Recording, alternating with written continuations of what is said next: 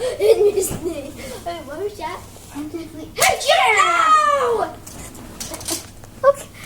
Good evening. This is Spring Duty reporting live from Nome, Alaska, where I'm here with a very special guest.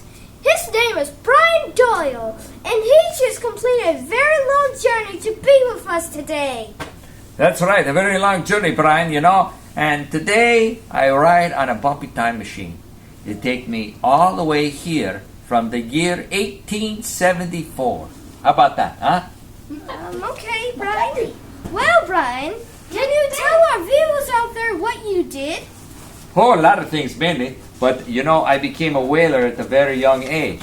And so I needed a job to support my family, and I became a whaler on a large seagoing ship. It was called the Florence. Yeah, that's it. Whoa! That sounds exciting, Brian. What was it like?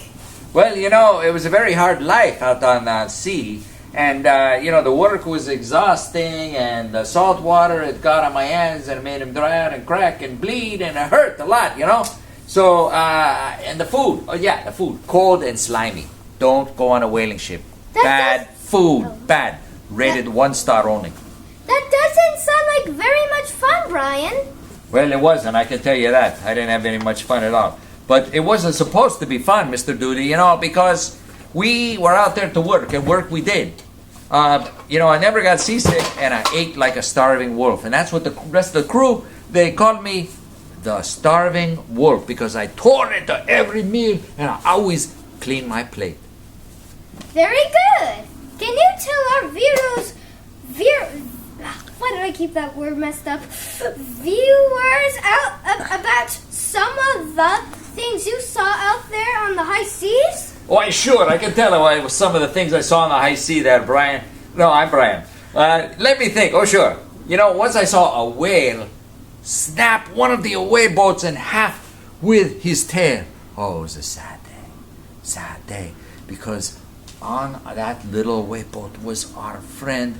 He was, what was his name? Richard Cotter. He only 12 years old. I didn't know him that well. My goodness, that's terrible.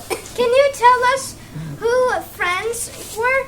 Get out of there, Max. Okay, why sure. My mates were Mr. Lewis, Mr. Lee Page, Mr. Diggs, and don't forget Cookie. Cookie was, everybody loved Cookie. That's quite a story, Mr. Doyle. Is there anything you'd like to share with us?